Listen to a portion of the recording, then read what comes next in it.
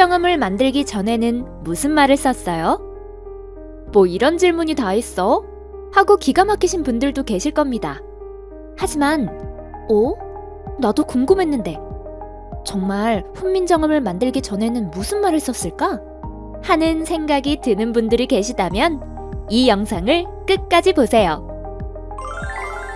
세종대왕께서 훈민정음을 만드시기 전에는 우리 조상님들은 무슨 말을 썼을까요? 이 질문에 답하기 전에 한 가지 따져봐야 할 것이 있습니다.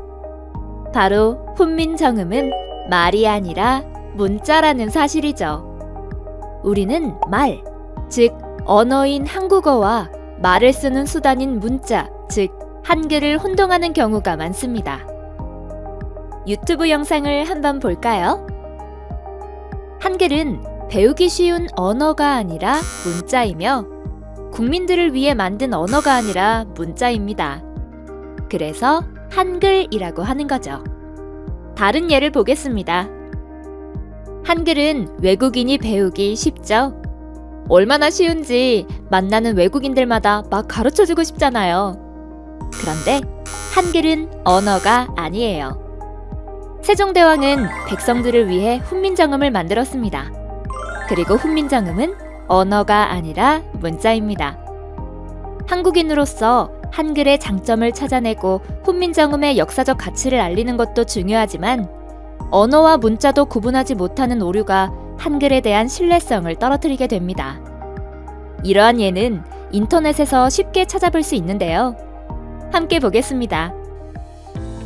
독일 함부르크 대학 한국어 교수인 베르너 사세는 한글의 우수성을 한글은 이 세상에서 가장 쉽게 배울 수 있는 글자라고 한마디로 표현했다.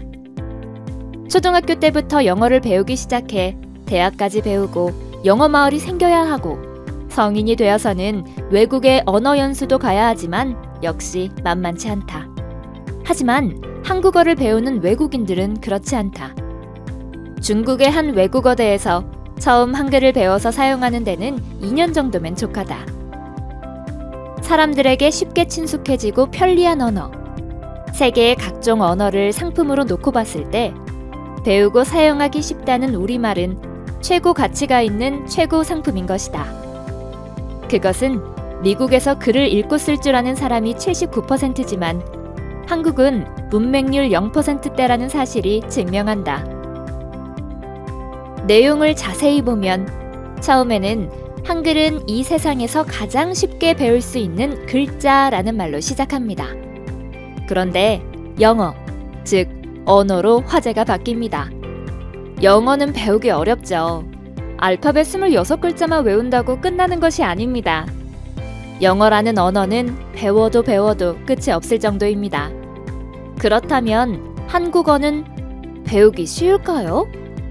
그렇게 한글이 쉽다던 외국인들이 한글을 배우는데 2년이나 걸렸다는데 진정 한국어가 쉽고 편리한 언어일까요? 하얗다, 허옇다, 희끄무레하다, 희끗희끗합니까? 하십니까?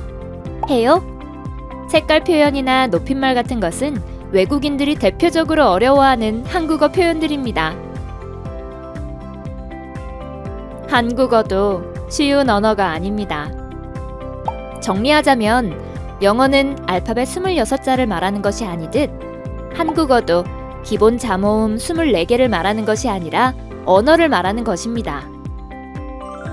한국어와 한글의 차이, 즉 언어와 문자의 차이는 사소하다고 생각할 수 있겠지만 우리의 소중한 문화유산인 한글을 사랑하는 만큼 정확하고 신중한 표현이 필요하다고 하겠습니다. 신문기사를 살펴보겠습니다. 새로운 외계 행성에 이름을 붙인 후에 나온 신문기사입니다.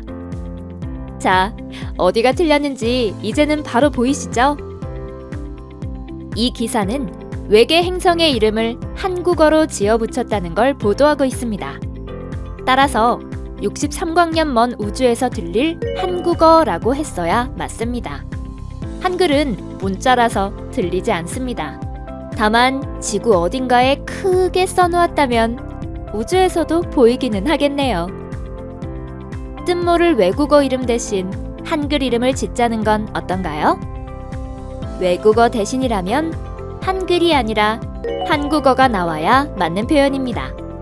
물론 글을 쓴 기자의 모두가 알기 쉬운 한국어로 이름을 짓자는 취지는 좋았습니다만 언어와 문자를 구별하지 않는 것은 아쉬운 부분이 아닐 수 없습니다. 그럼 다시 첫 질문으로 돌아가서 훈민정음을 만들기 전에는 무슨 말을 썼어요? 이 질문이 왜 잘못된 것인지 금방 아시겠죠? 세종대왕은 훈민정음이라는 문자를 만드신 것이지 언어를 만드신 게 아닙니다. 그때 우리 조상님들은 쓰던 말을 계속 썼고 그 전에도 계속 그 말을 썼겠죠. 다만 그 말을 글자로 표현할 수가 없었던 것이고 그러한 백성을 헤아려 직접 만드신 글자가 훈민정음인 것입니다. 지금까지 문자와 언어, 즉 한글과 한국어를 사람들이 얼마나 혼동하고 있는지 살펴보았습니다. 한글날만 되면 신조어나 외래어 얘기가 나오는데 이건 역시 언어와 문자를 혼동하는 것이라고 하겠습니다. 그러나 역사적으로 식민지 시대를 거쳐오면서 우리의 글이 곧 우리의 언어를 포함한 문화와 정신을 대표하고 상징해 왔기 때문에 한글날은 본래 한글이라는 문자에 관한 날이지만 의미를 넓혀 우리말까지 두루 강조하고자 하는 의도가 아니었을까 생각됩니다. 오늘 훈민정음 이야기에서는 문자로서의 한글과 언어로서의 한국어 구별을 정확히 하고 바르게 표현하기를 바라는 마음을 여러분과 나눠보았습니다. 우리의 자랑이자 소중한 문화유산인 한글과 한국어를 제자리에 두고 아껴줍시다.